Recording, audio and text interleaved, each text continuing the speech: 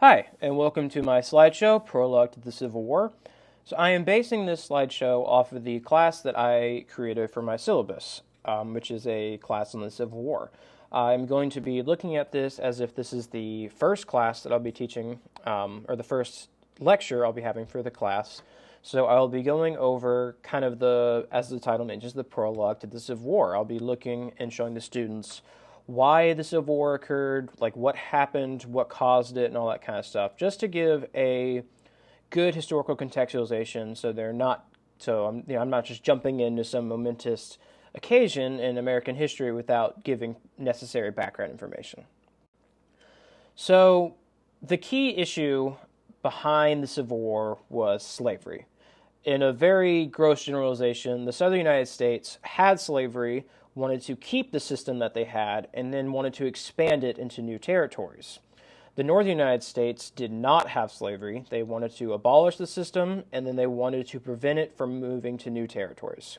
And that is where the key kind of contention between the North and the South originated, was over the issue of slavery. But the growing divide in the country, it did not happen quickly. It occurred really you can argue that it occurred immediately after the American Revolution, maybe even before that. But for this thing, we're going to look at kind of the very rapid divide in the United States, and that occurred in between the years of 1800 to 1860. And it occurred for a variety of reasons, but the main ones are listed here on the slideshow: the invention of the cotton gin, the Missouri Compromise, the nullification crisis, the Mexican-American War, the Compromise of 1850, the Kansas-Nebraska Act, and the emergence of the Republican Party. And just kind of in the spirit of division, we have the famous quote by Abraham Lincoln: "A house divided against itself cannot stand." He was well aware of the growing divide in the country. So, the invention of the cotton gin. How did the cotton gin lead to a growing divide among the North and the South? So, to begin with, the cotton gin was invented by Eli Whitney in 1793. And what it did was mechanize the cultivation of cotton. So, before the cotton gin was invented, when you picked the cotton, the enslaved laborers would have to manually remove the seeds from the raw cotton fibers.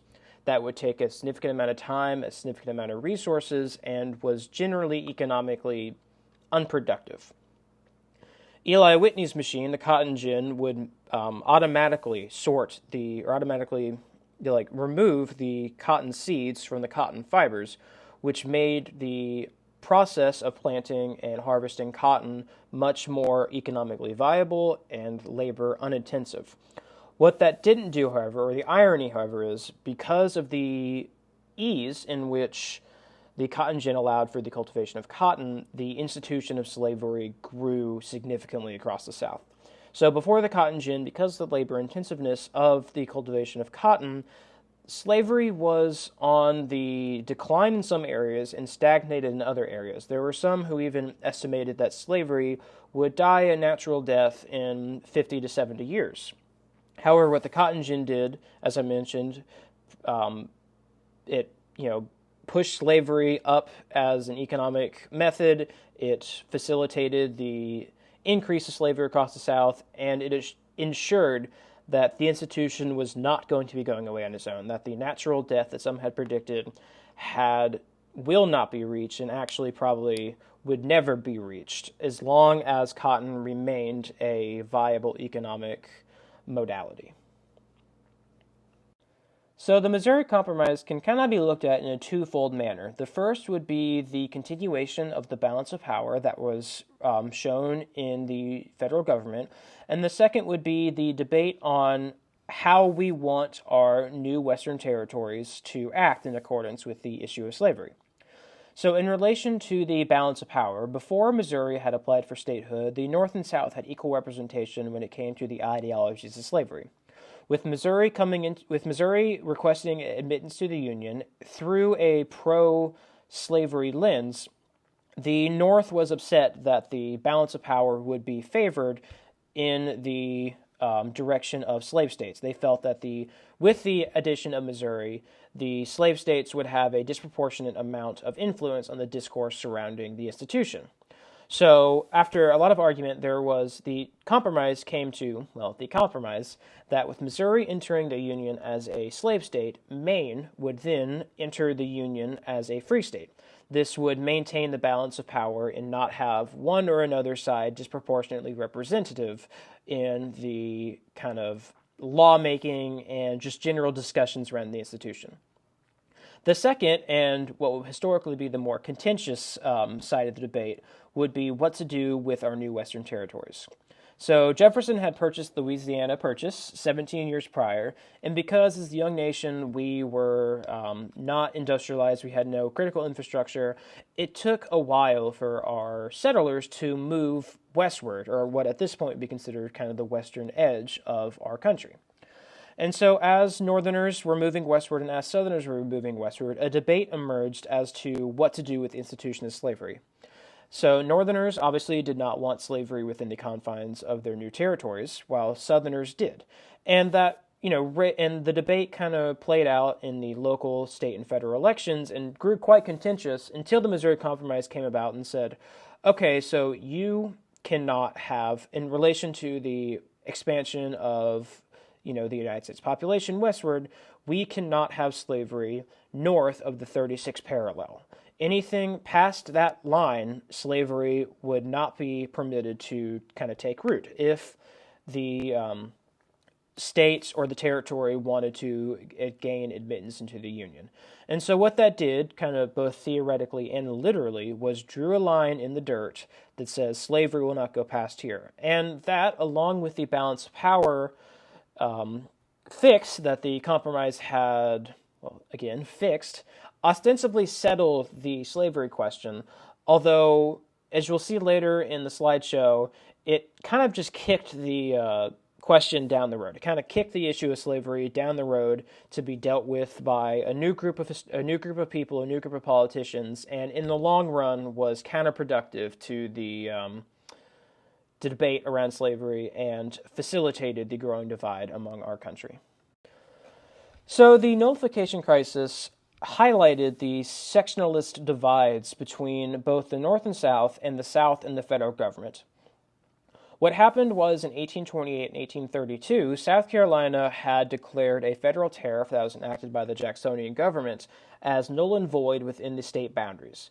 They did this because they felt that the tariff was unconstitutional and irreparably harmed South Carolinians.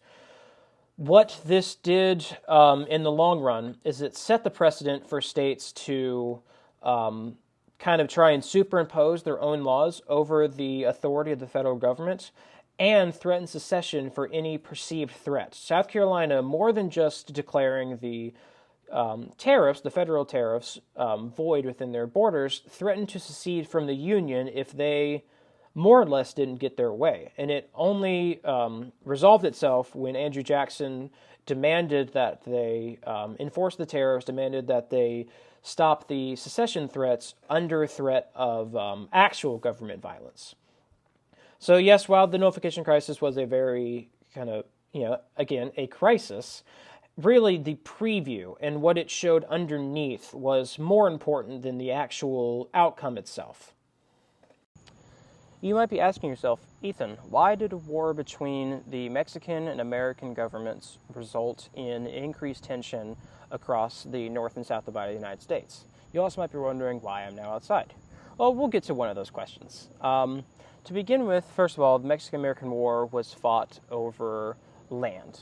Kind of the prelude to it was the Mexican government enticing United States citizens into their land with kind of good deals in terms of property and whatnot, and that eventually became what was known as Texas. Texas wanted to declare independence from Mexico, so they did, and then the United States used that as an opportunity to kind of invade into Texas, into Mexican territory, and to, settle the dispute. But really, if you want to look at it cynically, it was just a land grab.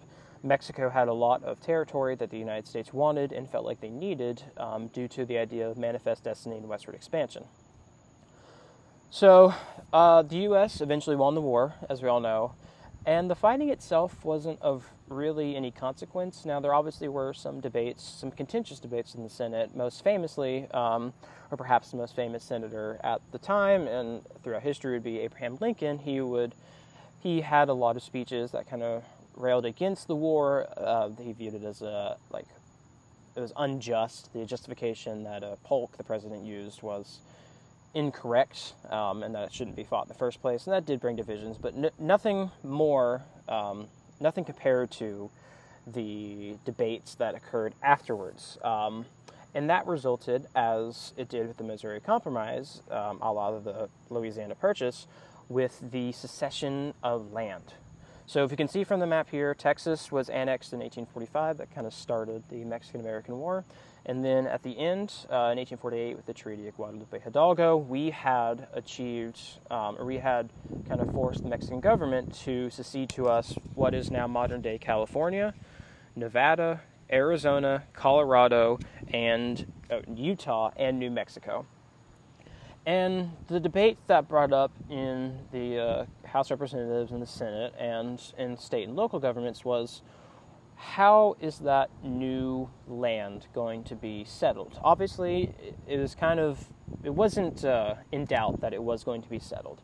The United States had experienced rapid westward growth. The people, the presidents, the senators, the representatives knew that the United States was going to be settled. But the question was, which economic idea are they going to take? Is this area going to be an area where slavery kind of transitioned into, and that turned out to be the economic mode, or is this going to be an area where abolitionist ideas kind of took root and they would end up being free states?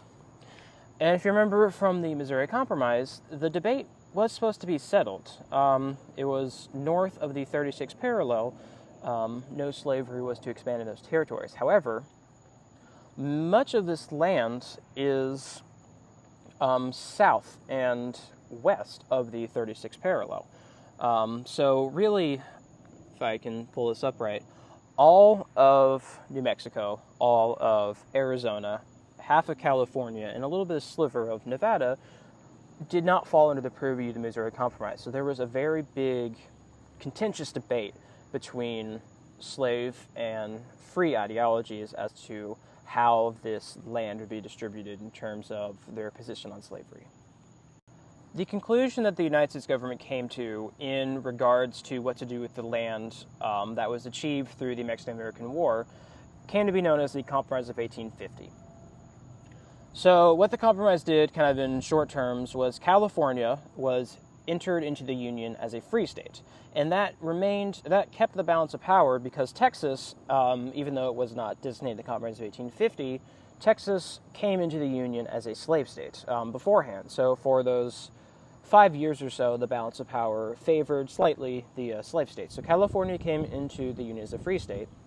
The territories of Utah, New Mexico, and keep in mind when I say territory, that doesn't mean what the modern-day borders. That means kind of like the whole area of that four-corner states geographic zone.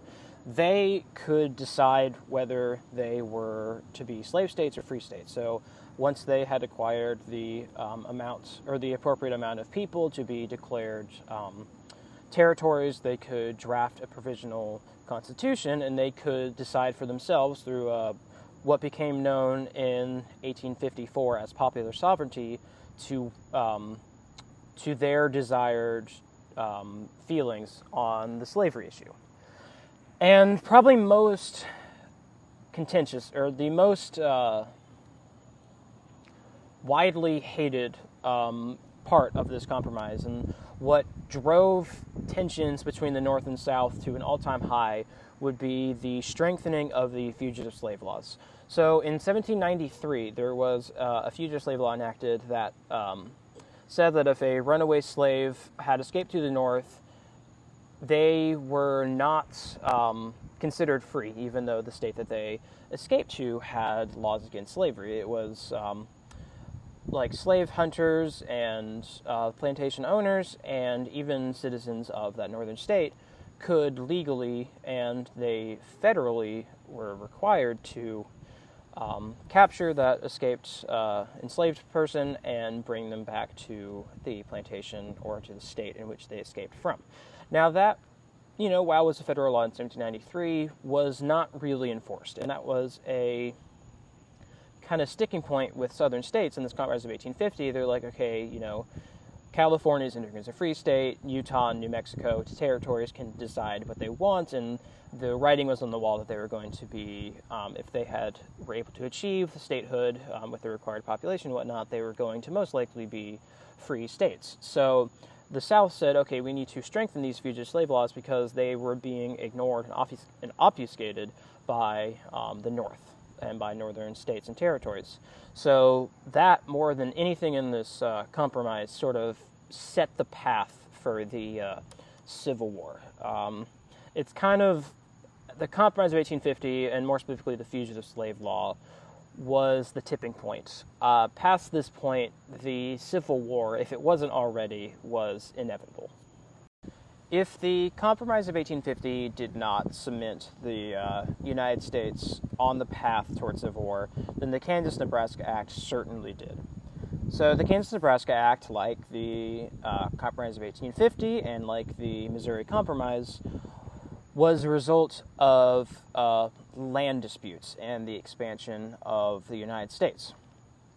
As the United States expanded westward, the territories of Kansas and Nebraska had achieved a population to the point where they could petition the government for acceptance into the Union. And for whatever reason, Senator Douglas, kind of Lincoln's arch rival, he drafted a bill, and it gained support and was eventually passed, that the territories of Kansas and Nebraska could determine through popular sovereignty whether they wanted to have slavery or not. And this was in direct contradiction to the Missouri Compromise. In essence, the Kansas-Nebraska Act repealed the Missouri Compromise, which had for the last 34 years relatively kept the peace when it came to the question of slavery in the expanding United States country. This led to what can only be described as a disaster. There's a reason that the preceding weeks and months after the enactment of the Kansas-Nebraska Act came to be called Bleeding Kansas, as proponents of slavery and proponents of the abolition movement all rushed into the Kansas and Nebraska territories in an effort to gain a majority and enact a constitution that was in favor of their specific ideas on the institution of slavery. And as I said, this, more than anything, set the course of the war. If, some people might argue that the Compromise of 1850, it didn't make it inevitable that the Union would, kind of dive into a civil war. The Kansas-Nebraska Act, the repeal of the Missouri Compromise, made that certain. As a result of the political disaster that was the Kansas-Nebraska Act and the resulting inflamed tensions between the North and South and abolitionists and pro-slavery advocates, the Republican Party emerged running on a platform of abolition. Now, the degree to which they were abolitionists varied. You had some, such as Thaddeus Stevens, who, while not in prominence at this point, was a hardline abolitionist who believed slavery should be abolished then and there with no compensation to the Southern slave owners. And then you had others that would consider themselves more moderates that argued for a gradual abolition, but mostly, they were pretty consistent on the fact that they felt slavery was a evil and that it should eventually, in some degree or another, be abolished, and quickly. So Abraham Lincoln, emerged as the leader of the Republican Party going into the election of 1870. And the Republican Party inflamed the tensions between the North and South, not only because of the stance they took on the issue of slavery, but because in the South, they were so hated that Abraham Lincoln, in the election of 1830, didn't even get on the ballot. Southern states would not even recognize the Republican Party as a legitimate candidate for office. So, in 1860, when Abraham Lincoln was elected, the South perceived that as one, an abridgment of their rights, and two, as a direct threat to the institution which they had fought for tooth and nail since 1619, or really a little bit afterwards, when slavery made its way into the southern colonies. And so after Lincoln was elected, the South seceded from the Union. Southern secession was the culmination of the growing divide in the United States that happened between 1860 and 1870. It started with South Carolina, and soon after, 10 other states in the South followed. Texas, Missouri, Louisiana, Mississippi, Tennessee, Alabama, Georgia, Florida, South Carolina, North Carolina, and Virginia. They all, because of the election of Lincoln, because of the perceived threat to slavery, decided to escape the Union, form their own country, with slavery being the central issue of that, and more specifically, the preservation of slavery being the central issue. That became known as the Confederate States of America.